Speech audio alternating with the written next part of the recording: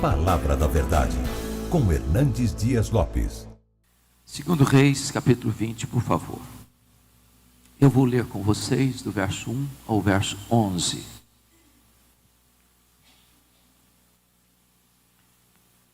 Naqueles dias, Ezequias adoeceu de uma enfermidade mortal. Veio ter com ele o profeta Isaías, filho de Amós, e lhe disse: Assim diz o Senhor: põe em ordem a tua casa, porque morrerás e não viverás. Então virou Ezequias o rosto para a parede e orou ao Senhor, dizendo: lembra-te, Senhor, peço-te, de que andei diante de ti com fidelidade, com inteireza de coração, e fiz o que era reto aos teus olhos, e chorou muitíssimo. Antes que Isaías tivesse saído da parte central da cidade, veio a ele a palavra do Senhor dizendo: volta e dize a Ezequias, príncipe do meu povo: assim diz o Senhor, o Deus de Davi teu pai: ouvi a tua oração, vi as tuas lágrimas, e eis que te curarei. Ao terceiro dia subirás à casa do Senhor. Acrescentarei aos teus dias 15 anos, e das mãos do rei da Síria te livrarei, a ti e a esta cidade. E defenderei esta cidade por amor de mim e por amor de Davi, meu servo. Disse mais Isaías: toma uma pasta de figos. Tomaram-na e a puseram sobre a úlcera. E ele recuperou a saúde. Ezequias disse a Isaías: qual será o sinal de que o Senhor me curará? De que ao terceiro dia subirei à casa do Senhor? Respondeu Isaías: ser-te-á isto da parte do Senhor como sinal de que ele cumprirá a palavra que disse. Adiantar-se-á a sombra 10 graus ou os retrocederá? Então disse Ezequias: é fácil que a sombra adiante 10 graus, tal porém não aconteça. Antes, retroceda 10 graus. Então o profeta Isaías clamou ao Senhor, e fez retroceder 10 graus a sombra lançada pelo sol declinante no relógio de Acaz. Até aqui, amém. Investindo nas próximas gerações. Bom, vocês bem conhecem a história de Ezequias. Esse homem começa a reinar em Judá com 25 anos. Ele reinou 29 anos. Consequentemente, morreu com 54 anos. Ezequias era filho de um homem mau, perverso, idólatra, feiticeiro, assassino cruel, o rei Acaz. E mesmo não tendo berço, mesmo não tendo exemplo, ele foi um homem que andou com Deus, a ponto de a Bíblia dizer que antes dele ninguém foi semelhante, nem depois dele ninguém igual a ele. Quando assume o governo, com 25 anos de idade, ele promove uma reforma religiosa em Judá. Ele abre a casa de Deus que tinha sido fechada por seu pai. Ele faz uma limpeza religiosa, tirando os ídolos e restabelecendo o culto genuíno e verdadeiro ao Deus Todo-Poderoso, fazendo uma das reformas mais importantes que desemboca num grande avivamento espiritual. Tornou-se um homem opulento, rico, extremamente forte no seu governo. Mas depois de 14 anos que ele estava governando, portanto ele estava com 39 anos, e um homem aos 39 anos pensa estar no apogeu da sua força, do seu vigor intelectual, maturidade e tudo mais. Ezequias enfrenta 2 gravíssimos problemas no seu governo. Primeiro, porque foi no seu governo que o reino do norte, o reino de Israel, caiu nas mãos da Síria. Um poderosíssimo império que se levantara e ninguém podia resistir às suas invasões militares. Pois o reino do norte caiu nas mãos da Síria, enquanto Ezequias era governador, era rei, o reino de Judá. E o primeiro problema que Ezequias enfrenta é que esse poderoso império resolve atacar Jerusalém, para tomar também de assalto o reino de Judá. Entrincheiram Jerusalém. Mais de 185 mil soldados ao redor da cidade de Jerusalém.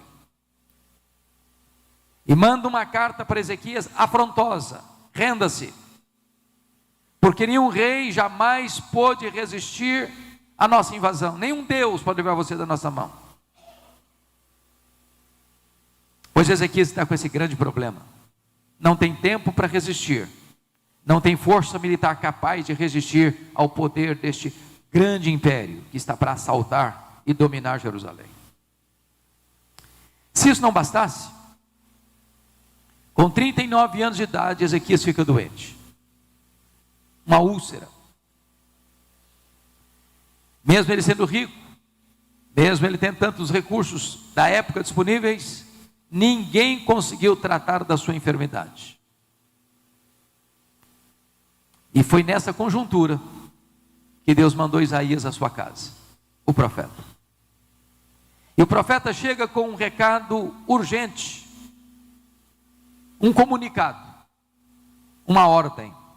E a ordem era essa: Ezequias, põe em ordem a tua casa, porque morrerás e não viverás.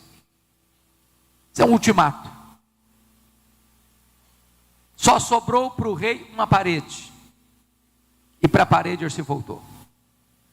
E diz a Bíblia que ele orou fervorosamente, ele chorou copiosamente, e Deus respondeu rapidamente. Isaías não tinha saído da cidade ainda, quando Deus disse para ele: volta lá, e fala para Ezequias, príncipe do meu povo, que eu ouvi a sua oração, que eu vi as suas lágrimas, que eu o curarei, e lhe darei mais 15 anos de vida, e livrarei Jerusalém das mãos da Síria, e no terceiro dia subirás à casa do Senhor. Quando Isaías chega de volta e comunica ao rei a resposta da sua oração, Ezequias pergunta: mas qual é a evidência que você me dá que Deus vai fazer esse milagre? E o profeta pergunta: o que você quer? Que a sombra do relógio de Acaz avance 10 graus ou retroceda 10 graus? E o rei pensou: já que Deus vai fazer um milagre, eu quero o maior. Todos nós já vimos relógio adiantar, mas nem você nem eu já vimos um relógio andar para trás, da marcha ré. Então, já que Deus vai fazer, eu quero que retroceda 10 graus. E Deus interfere na estrutura do universo para atender a oração agora de Isaías em favor de Ezequias, para dar evidência a esse extraordinário milagre. Um grande milagre. Primeiro, um anjo se levanta e mata 185 mil soldados assírios que entrincheiravam Jerusalém. Um livramento político, militar extraordinário. Segundo, Deus cura a úlcera do rei Ezequias usando um remédio. E a cura não está propriamente no remédio, porque se tivesse, ele já teria sido curado, mas na ação divina, na eficácia do remédio. A grande pergunta é: como é que Ezequias reagiu a tudo isso? Eu queria que você então olhasse um texto paralelo, porque não está aqui no texto que lemos, mas está registrado em 2 Crônicas. Depois você vai voltar para cá, para esse texto. Mas abra lá em 2 Crônicas 32, por gentileza. 2 Crônicas 32, 24 e 25.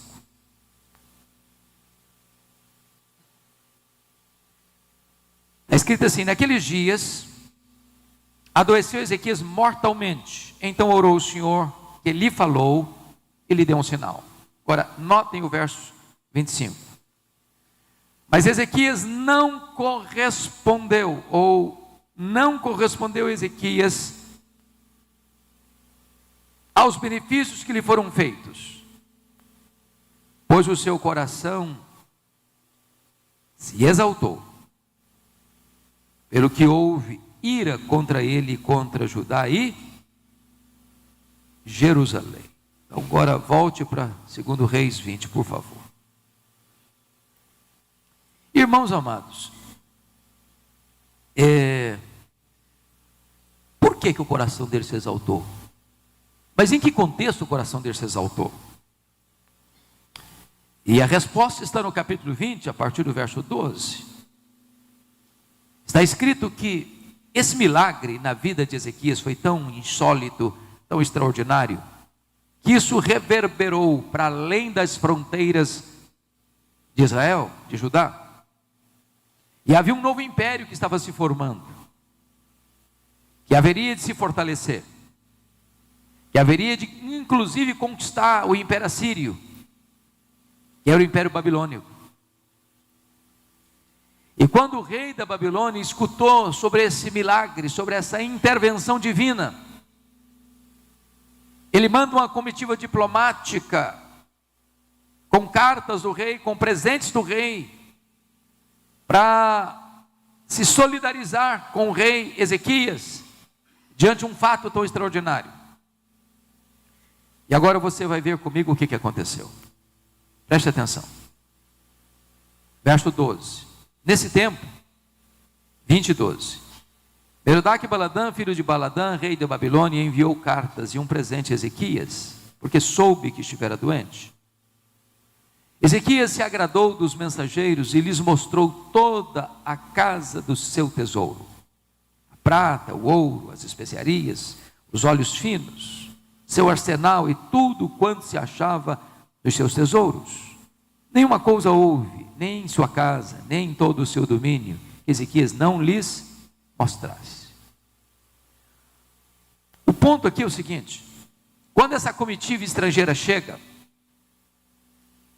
Ezequias tem a preocupação de mostrar quão grande ele era, quão rico ele era, quão poderoso ele era, quão esplêndido era o seu reino, quão magnífico era o seu governo.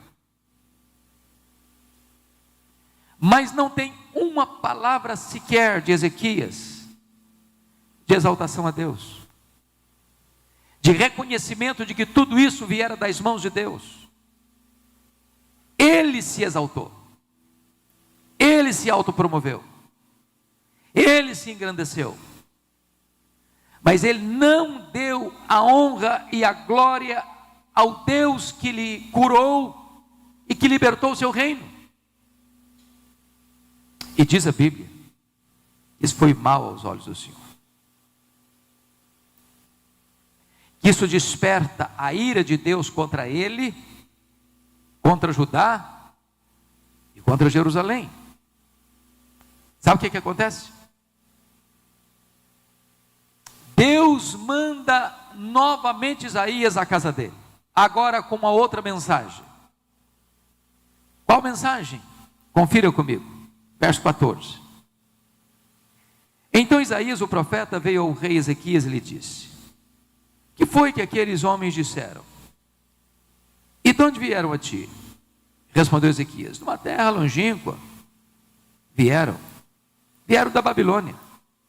Perguntou o profeta ao rei: que viram em tua casa? Respondeu Ezequias: viram tudo quanto há na minha casa. Para quem que você está mostrando tudo da sua casa? Quem está tendo acesso à sua casa?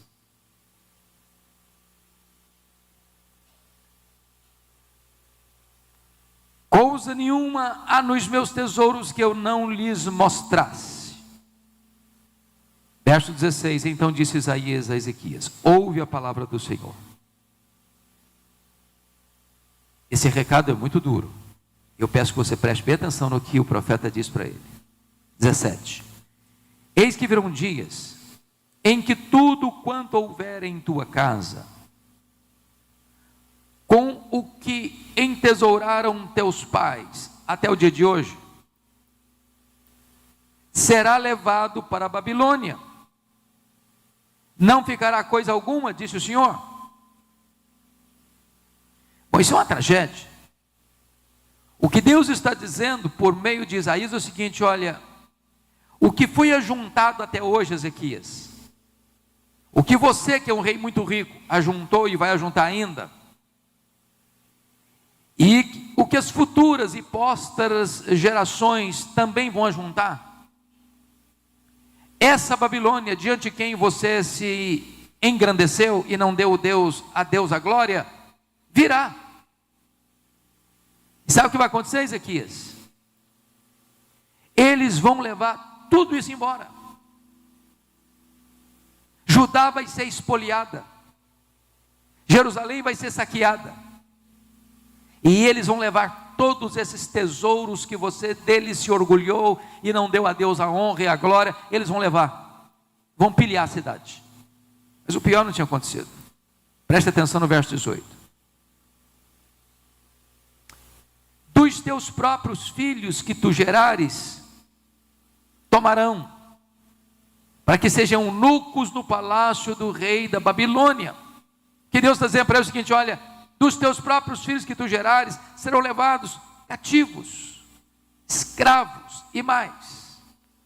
Eles vão ser castrados, eles vão ser feitos eunucos, eles não vão gerar mais. E eu fico pensando, se um pai escuta um negócio desse, como é que fica o seu coração? Mas a resposta de Ezequias ao profeta Isaías é incompreensível. Olha o que ele respondeu no verso 19. Então disse Ezequias a Isaías: boa é a palavra do Senhor que disseste. Espera um pouquinho. Você não entendeu o que eu estou falando? Acho que você não escutou, Ezequias, o que eu estou falando, não. Estou falando para você que a Babilônia virá no futuro, vai saquear tudo, vai pilhar tudo, vai levar tudo embora. Seus filhos e os filhos dos nobres vão ser levados cativos, vão ser castrados. E você veio me dizer que boa é a palavra que o Senhor disse? Você ficou louco? Você perdeu o juízo? Você está entendendo o que eu estou falando? Mas o rei justifica. Boa é a palavra do Senhor que disseste, pois pensava, preste atenção, tem coisa que o homem não fala, mas pensa. Pois pensava, haverá paz e segurança em meus dias. Trocando em miúdos, botando as cartas na mesa, sabe o que Ezequias está dizendo? Ora, quando isso ia acontecer, eu já empacotei. Quando isso ia acontecer, eu não estou mais aqui não. E agora vocês vão me perdoar da expressão. O que Ezequias está dizendo é o seguinte: depois que eu morrer, que se danem as futuras gerações, eu não estou nem aí. Eu só me importo comigo. Para mim o que é importante é que eu vou morrer em paz. Não vai acontecer nos meus dias. Agora depois que eu morrer, estou nem aí o que vai acontecer com os meus filhos, com os meus netos, com as outras gerações. Que se danem. Lamentável, não? Profundamente lamentável. Irmãos amados, qual foi a ordem que Deus deu mesmo para Ezequias? Põe em ordem a tua casa. Preste atenção que Deus não botou, Ele mandou ele apenas botar em ordem a vida dele. Deus mandou ele botar em ordem a casa dele. E claro que Deus não está falando de casa com 4 quartos, 2 suítes, uma cozinha e uma área de serviço. Deus está falando do palácio físico. Em outras palavras, nem você nem eu estaremos prontos nem para viver nem para morrer, se a nossa casa ainda não estiver em ordem.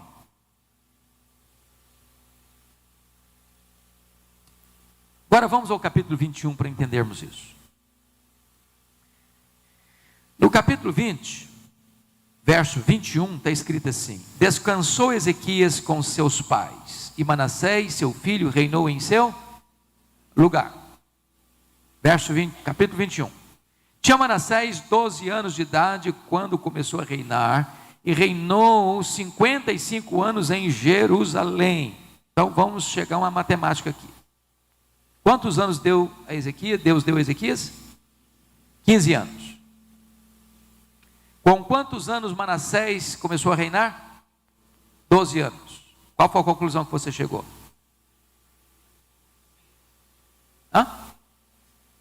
Que o Manassés nasceu 3 anos depois do milagre, da cura. 3 anos depois que Ezequias foi curado, ele gerou este filho, Manassés. Se o Ezequias tivesse levado a sério a ordem de Deus, põe em ordem a tua casa, ele devia ter pensado assim: bom, eu vou investir tudo na criação desse filho. Ele vai ser o herdeiro do meu trono. Então eu vou educar esse menino, eu vou discipular esse menino, eu vou andar com esse menino, vou ensinar esse menino, vou contar a história do povo de Deus para esse menino, vou ensinar esse menino a amar a Deus, vou inculcar no coração, na mente dele, os princípios de Deus. Vou fazer disso o meu maior ministério, porque foi a ordem que Deus me deu. Põe em ordem a tua casa.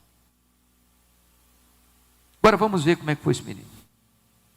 21:2, confira comigo. Fez Manassés o que era mal perante o Senhor, segundo as abominações dos gentios que o Senhor expulsara de suas possessões e diante dos filhos de Israel. Eu não tenho dúvidas de que Manassés, que foi o rei que mais governou em Jerusalém, 55 anos, o pior rei da história de Judá. Um monstro, diríamos hoje, um homem possesso. Esse homem foi idólatra, esse homem foi feiticeiro, esse homem foi astrólogo, esse homem encheu Jerusalém de sangue. Foi esse homem que mandou serrar o profeta Isaías ao meio. Exatamente o profeta que mandou o seu pai botar em ordem a sua casa. E verso 3 diz: pois tornou a edificar os altos que Ezequias seu pai havia destruído, e levantou altares a Baal, fez um poste ídolo, como que fizera Acabe, rei de Israel, e se prostrou diante de todo o exército dos céus e o serviu. Edificou altares na casa do Senhor, da qual o Senhor tinha dito: em Jerusalém porei o meu nome. Também edificou altares a todo o exército dos céus, nos átrios da casa do Senhor, e queimou a seu filho como sacrifício. Adivinhava pelas nuvens, era agoureiro, tratava com os médios e feiticeiros, prosseguiu em fazer o que era mal perante o Senhor, para provocar a ira. Agora veja o versículo 16. Além disso, Manassés derramou muitíssimo sangue inocente, até encher Jerusalém de um a outro extremo, afora seu pecado, com o que fez pecar a Judá, praticando o que era mal perante o Senhor. Esse homem foi um monstro. A sensação que eu tenho é que parece que Manassés era revoltado com o pai. Ele deve pensar assim: tudo que meu pai fez, eu vou fazer o contrário. Meu pai tirou os altos, pois eu vou levantar os altos. Meu pai limpou a casa de Deus, pois eu vou encher de novo a casa de Deus de ídolos. Meu pai fez uma reforma, pois eu vou promover aqui toda sorte de idolatria, de feitiçaria, de astrologia. Eu vou fazer tudo o contrário. Por quê?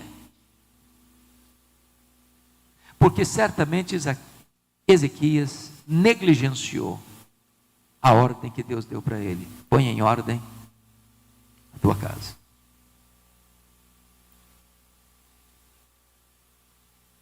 Agora vamos a um texto para mim, dos mais dramáticos da Bíblia. Abra sua Bíblia comigo lá em Jeremias capítulo 15. Jeremias capítulo 15.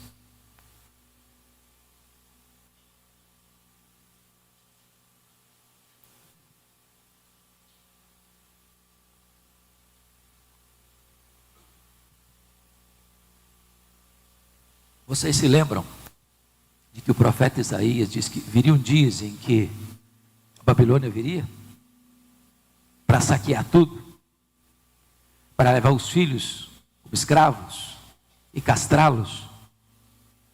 Pois esse dia chegou. Olha como é que Jeremias descreve essa situação, aqui no capítulo 15, versos de 1 a 4. Disse-me, porém, o Senhor: ainda que Moisés e Samuel se pusessem diante de mim, Moisés e Samuel considerados os dois grandes intercessores do Velho Testamento, meu coração não se inclinaria para este povo. Lança-os diante de mim e saiam. Quando te perguntarem para onde iremos, dir-lhes-ás: assim diz o Senhor, o que é para a morte, para a morte, o que é para a espada, para a espada, o que é para a fome, para a fome, o que é para o cativeiro, para o cativeiro. Porque os punirei com 4 sortes de castigo, diz o Senhor: com a espada para matar, com cães para os arrastarem, e com as aves dos céus e as feras do campo para os devorarem e destruírem. É uma cena dramática, soleníssima. Mas o verso 4 explica, preste atenção: entregá-los-ei para que sejam um espetáculo horrendo para todos os reinos da terra, por causa de Manassés, filho de Ezequias, rei de Judá, por tudo quanto fez em Jerusalém. Sabe quanto tempo tem depois de Manassés e Ezequias? Cerca de 100 anos. Conclusão.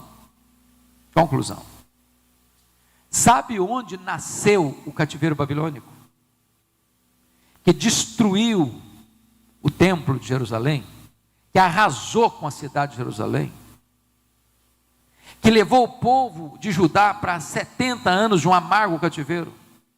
O útero que gestou o cativeiro babilônico foi a casa de Ezequias.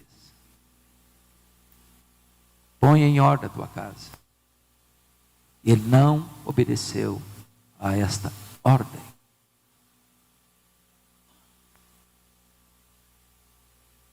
Ele não doutrinou, ensinou seu filho, que tinha 12 anos quando ele morreu.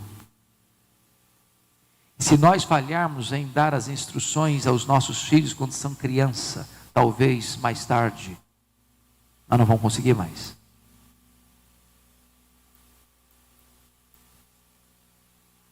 Alguém já disse que Davi salvou o mundo e perdeu a sua família. Alguém já disse que Noé salvou a sua família e perdeu o mundo. Talvez o projeto de Deus é que pela nossa família nós alcancemos o mundo. Quando eu olho para a Bíblia, eu vejo que para cada pessoa Deus deu uma missão muito específica. Por exemplo, qual foi a grande missão que Deus deu para Moisés? Tirar o povo da escravidão do Egito. Qual foi a grande missão que Deus deu a Josué? Introduzir o povo na terra prometida. Qual foi a grande missão que Deus deu a Davi? Unificar um reino. Qual foi a grande missão que Deus deu a Salomão?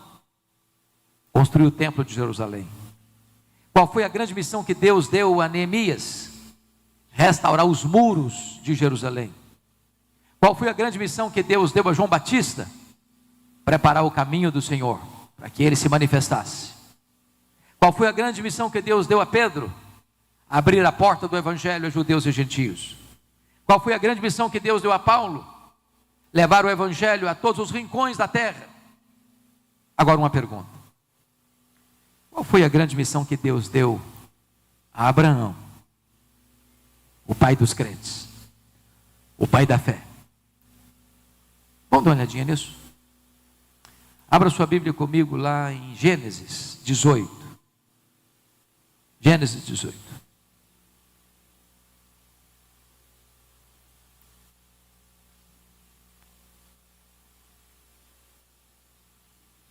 Versos 18 e 19.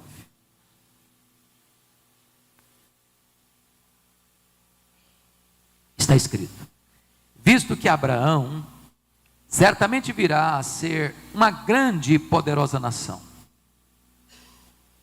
e nele serão benditas todas as famílias da terra, porque eu o escolhi para que ordene a seus filhos e a sua casa depois dele, a fim de que guardem o caminho do Senhor e pratiquem a justiça e o juízo, para que o Senhor faça vir sobre Abraão o que tem falado a seu respeito.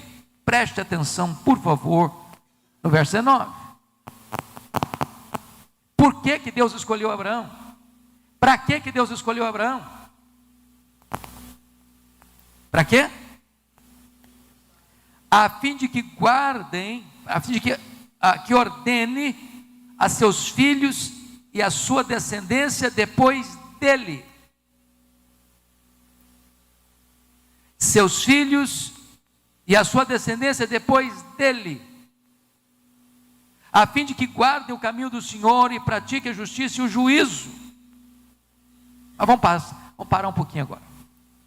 Eu pergunto a vocês: quantos anos tinha Abraão quando o seu filho nasceu, o filho da promessa? Quantos anos? 100 anos. Quantos anos tinha Isaac quando se casou com Rebeca? 40 anos. Então quantos anos tem Abraão?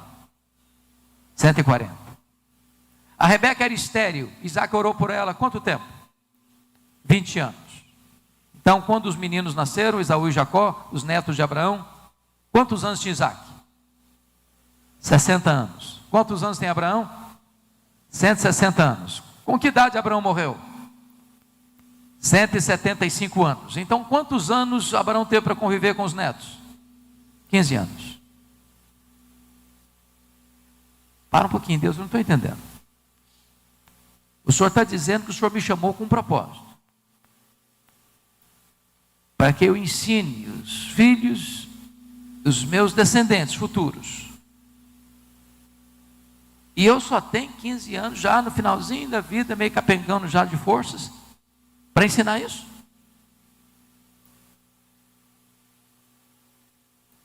Parece que o Senhor está me dando uma missão tardia demais. Por que o Senhor não me fez isso no vigor da juventude? Ou pelo menos quando o Senhor me chamou lá de Ur dos Caldeus?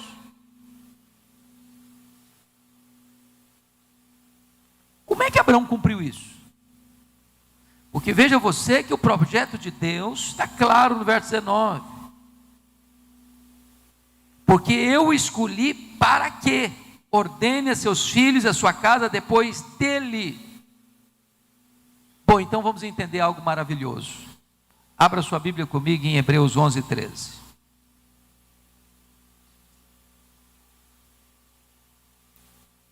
Hebreus 11, 13. Está escrito o seguinte: 11, 13, Hebreus. Todos estes morreram na fé sem ter obtido as promessas, vendo-as, porém, de longe, e saudando-as, e confessando que eram estrangeiros e peregrinos sobre a terra. Se Deus escolheu Abraão para isso, para ele ordenar os seus filhos e as futuras gerações que pusessem em Deus a sua confiança, É como se Abraão estivesse olhando pelas dobras do futuro e vendo a você. Amém. E você e eu somos filhos de Abraão. Porque os filhos de Abraão não são aqueles que têm o sangue de Abraão correndo em suas veias. Os filhos de Abraão são aqueles que têm a fé de Abraão habitando em seu coração. E ele está lá comprometido com essa causa. Senhor, que a minha geração, que os meus filhos, que os meus netos, que a minha terceira, que a minha 10ª, que a minha 100ª geração te conheça. E ele está comprometido com essa causa. E nos ensinando uma lição. Nós precisamos investir nas futuras gerações. Qual era o sinal do pacto, da aliança com Abraão? A circuncisão. Era um sinal no órgão reprodutor masculino. Para deixar claro que cada criança que nascia, cada menino que nascia, ele recebia uma marca dizendo o seguinte: eu tenho um compromisso que o meu pai tem. A aliança que meu pai fez com Deus é a aliança que eu também faço com Deus. E isso foi passando de geração para geração. E agora nós entendemos que é a circuncisão do coração. É a fé no Senhor Jesus Cristo. E essa mesma fé que habitou na avó Lloyd, na mãe Eunice, vai habitar também no filho Timóteo. E a mesma fé que habita no seu coração, no coração da sua esposa, do seu marido, você quer que habite no coração dos seus filhos, dos seus netos. E você está comprometido com isso, porque foi para isso que Deus chamou você, para que você ensine os seus filhos, para que você ensine os seus netos, para que você ensine as futuras gerações as mesmas verdades que um dia alcançaram a sua vida.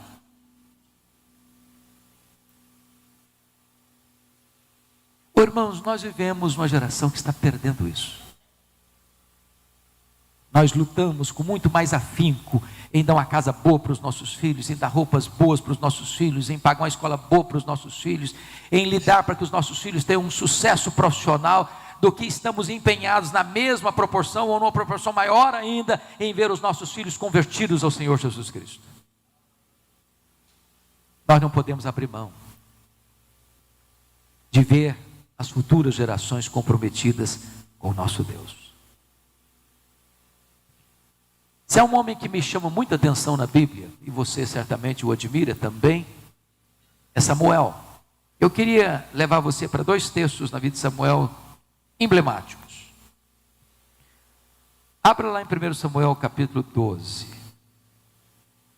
Porque esse texto, penso que é uma das melhores maneiras de um pastor, de um presbítero, de um diácono, de um crente, de um líder, fechar as cortinas da sua vida. Olha o que está escrito. 1 Samuel 12. Versículo 1. Então disse Samuel a todo Israel. Ele está se aposentando. Está resignando o seu cargo. Eis que ouvi a vossa voz em tudo quanto me dissestes, e constituí sobre vós um rei. Agora, pois, eis que tendes o rei à vossa frente. Olha o testemunho dele agora. Já envelheci, estou cheio de câncer, e meus filhos estão convosco. O meu procedimento esteve diante de vós, desde a minha mocidade até o dia de hoje. Ele é um cara velho. Ele está dizendo o seguinte: ele era um homem que tinha 3 funções. Ele era sacerdote, ele era profeta e ele era juiz. E o maior juiz da história de Israel. E ele está dizendo que desde o primeiro dia, ele tinha um cargo político e ele tinha um cargo religioso. Do começo da caminhada até o fim da caminhada, ele está dizendo para o povo, na presença do povo, desde o começo até o fim, o meu procedimento esteve diante de vocês. Agora o desafio dele do verso 3. Eis-me aqui, testemunhai contra mim perante o Senhor e perante o seu ungido. De quem tomei o boi? De quem tomei o jumento? A quem defraudei? A quem oprimi? Das mãos de quem aceitei suborno para encobrir com ele os meus olhos? e vou-lo restituirei. Eu fico imaginando se os políticos de Brasília conseguiriam dar um testemunho deste diante do povo.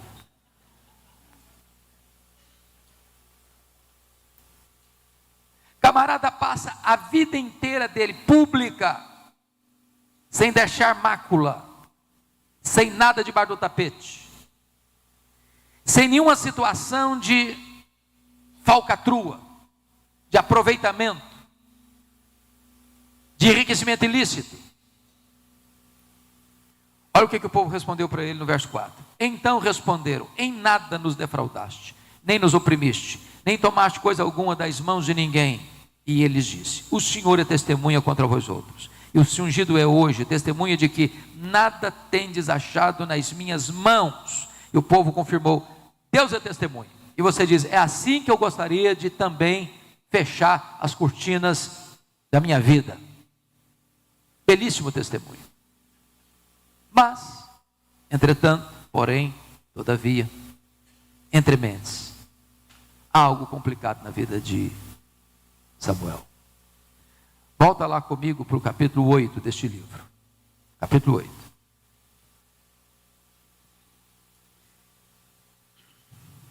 A partir do verso 1. Está escrito o seguinte: tendo Samuel envelhecido, constituiu seus filhos por juízes sobre Israel.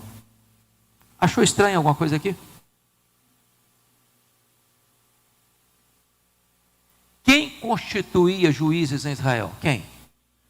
O Senhor, o próprio Deus. Quem está constituindo quem aqui como juiz? Samuel. Constituindo quem? Seus filhos. Está sentindo cheiro de nepotismo aqui?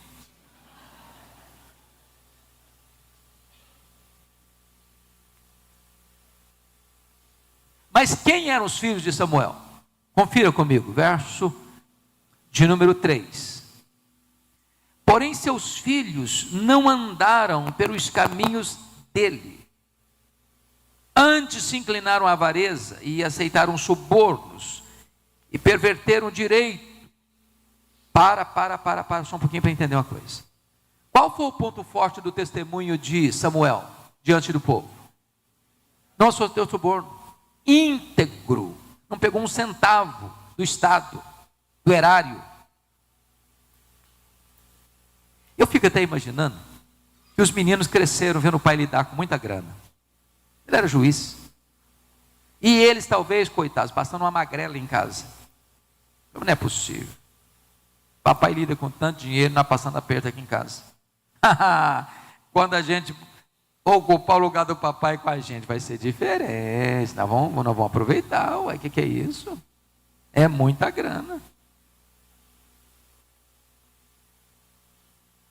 Olha o que os anciãos dizem para Samuel. Verso 4. Então os anciãos todos, quantos anciãos foram? Todos. Os anciãos todos de Israel se congregaram e vieram a Samuel a Ramá e lhe disseram: vê, já estás velho,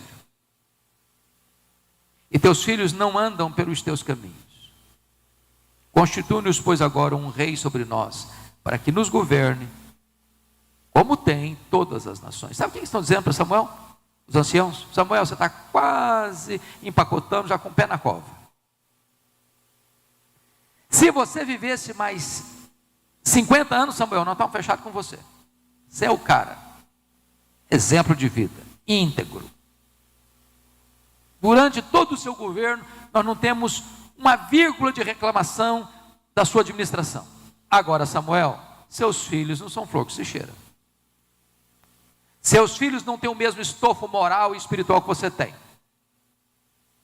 Seus filhos não são igual a você. Então, Samuel, faça-nos um favor. Antes de você morrer, constitui-nos um rei, que debaixo da autoridade de seus filhos, nós não queremos ficar. Conclusão.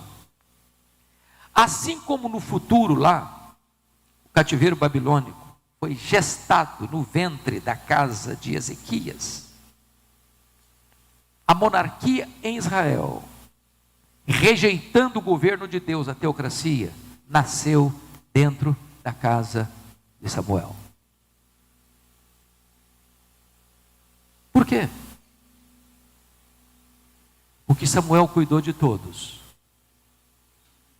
com exemplo irretocável. Mas Samuel falhou em pôr a sua casa em ordem.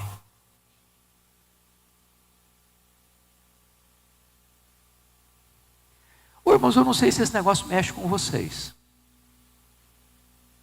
Comigo mexe muito.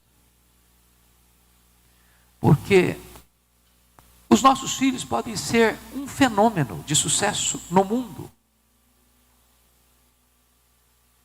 Mas se eles falharem em andar com Deus, os troféus que os nossos filhos alcançam são troféus de palha. O que adianta ganhar o mundo inteiro, perder a sua alma?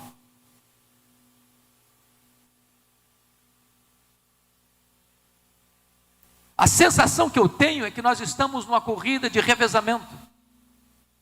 Se nós falharmos em passar o bastão do Evangelho para os nossos filhos, nós perderemos essa maratona.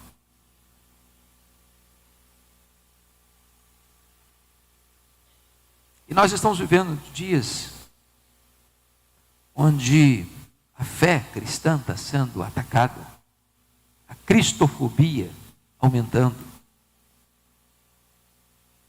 Nós vivemos numa aparente liberdade no Brasil, uma aparente liberdade de ir e vir. Mas a nossa imprensa hoje, quase sem exceção, é cristofóbica. As nossas cortes hoje, quase sem exceção, são cristofóbicas. As nossas universidades hoje, com raras exceções, são cristofóbicas. Há janelas abertas, onde os nossos filhos estão olhando, que os convida para rejeitar o cristianismo.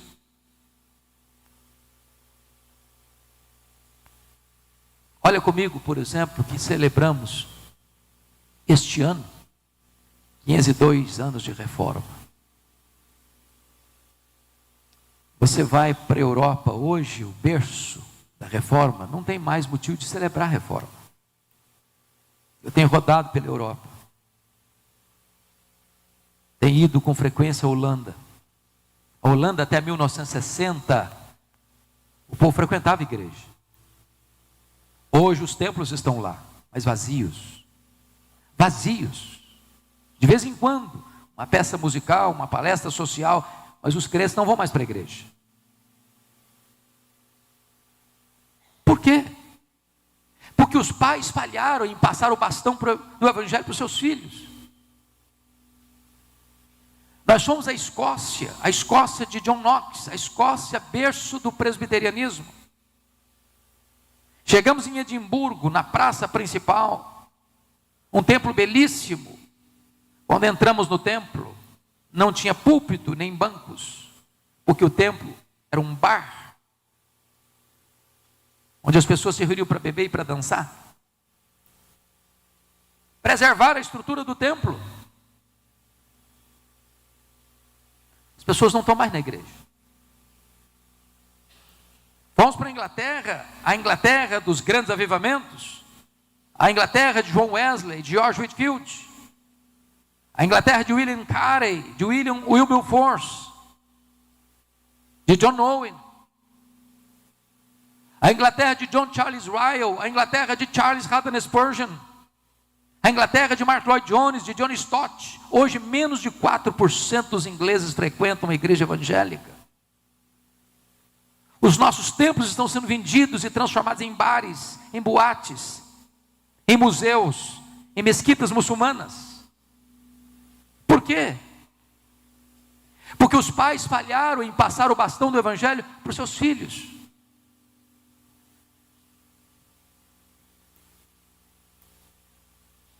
O que eu escuto Brasil afora é que muitas vezes os nossos filhos estão despreparados para entrar numa universidade hoje e sofrer todo o ataque do ateísmo, do relativismo moral.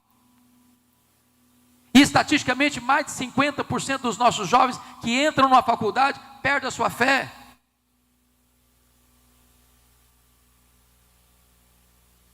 Eu estava pregando num congresso nos Estados Unidos há 2 anos, e depois do congresso eu fui pregar numa igreja que estava a 30 minutos de carro do hotel que eu estava, e o pastor que me levava me mostrou 11 templos, 11, fechados, estavam sendo vendidos, que não tinha mais gente para frequentar. Às vezes eu vou pregar em algumas igrejas americanas e você chega e vê num mar, porque não tem mais um mar, mas um monte de cabecinhas brancas, porque os jovens não estão mais lá. Se nós falharmos, irmãos, na nossa missão de transmitir aos nossos filhos, teremos fracassado rotundamente em nossa missão.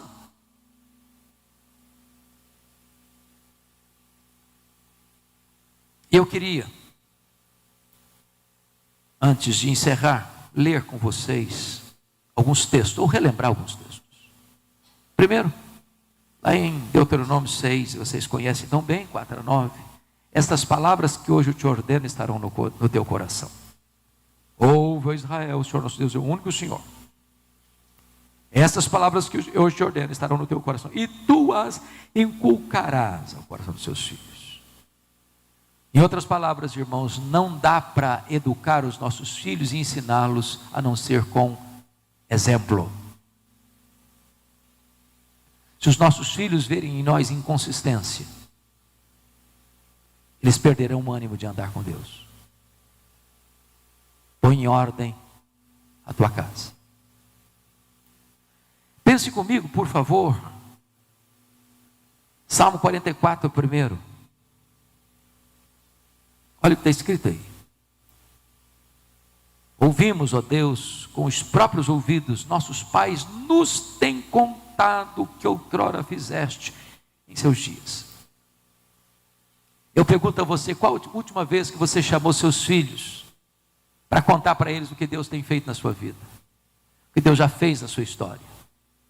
Porque às vezes a gente conta sobre política, a gente conta sobre futebol, a gente conta sobre o Brasil, a gente conta sobre o problema do mundo, a gente conta sobre os últimos acontecimentos, mas a gente não tem mais parado para sentar com os nossos filhos e contar para eles o que Deus fez na nossa vida, quem é Deus para o nosso coração.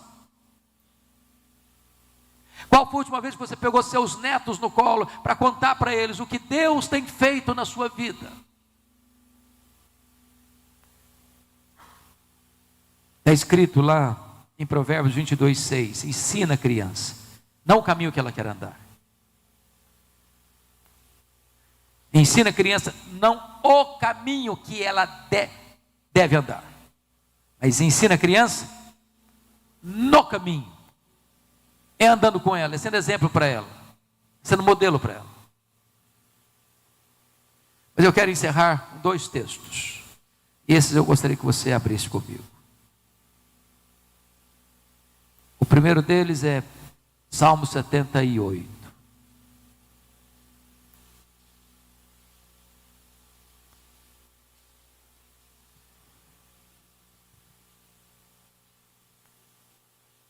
Salmo 78.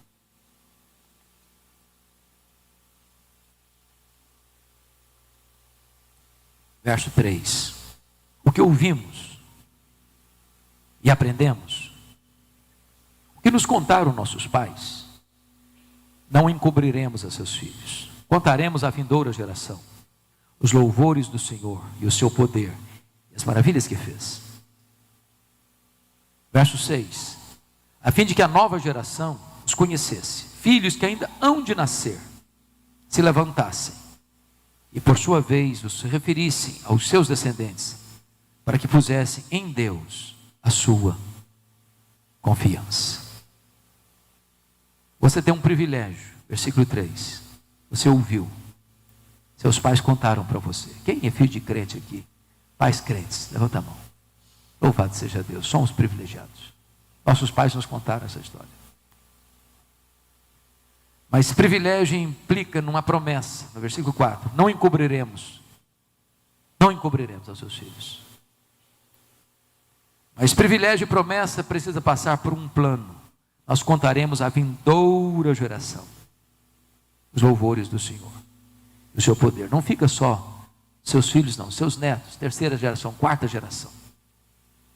Mas com um propósito, versos 6 e 7, a fim de que a nova geração os conhecesse, filhos que ainda hão de nascer, se levantasse e por sua vez os referisse aos seus descendentes, para que pusessem em Deus a sua confiança.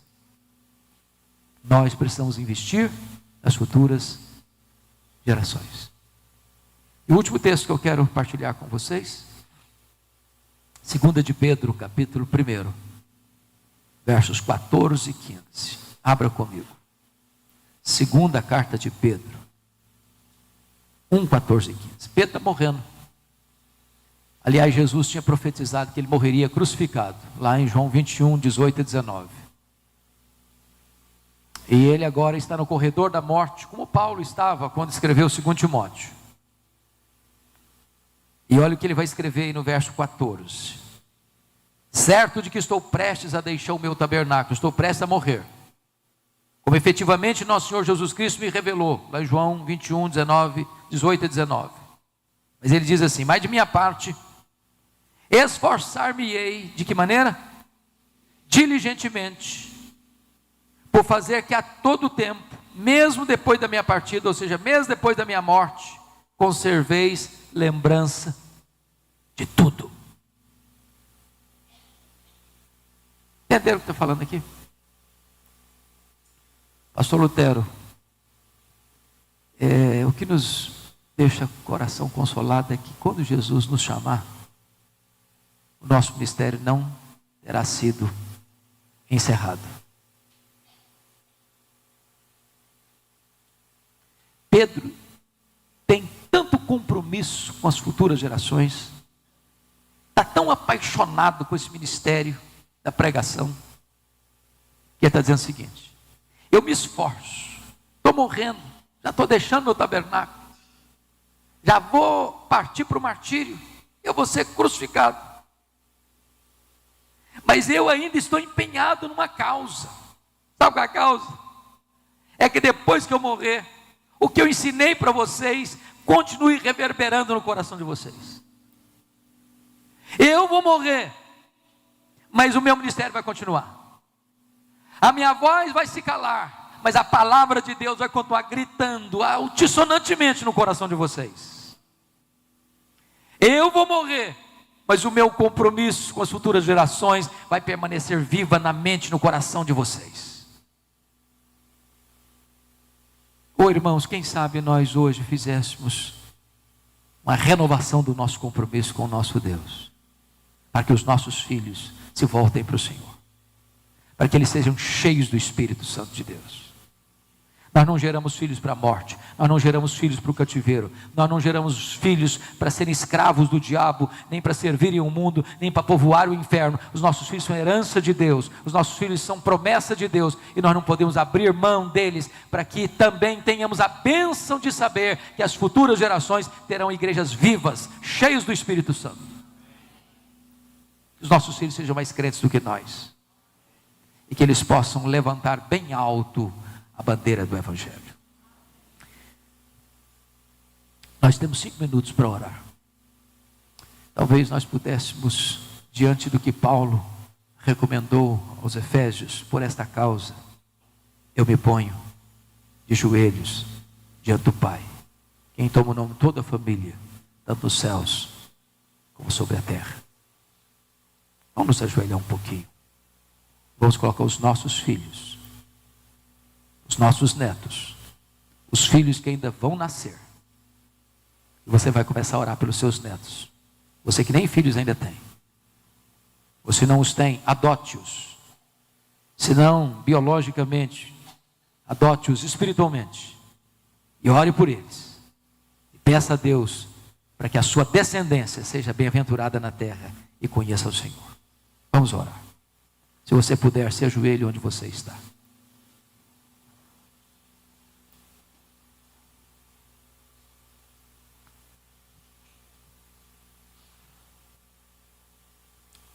Deus amado,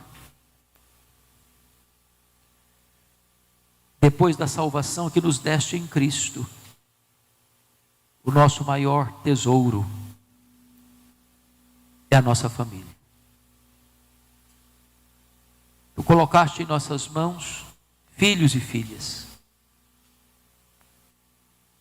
com um propósito de que nós ensinemos a eles a te conhecer e a viver como testemunhas neste mundo.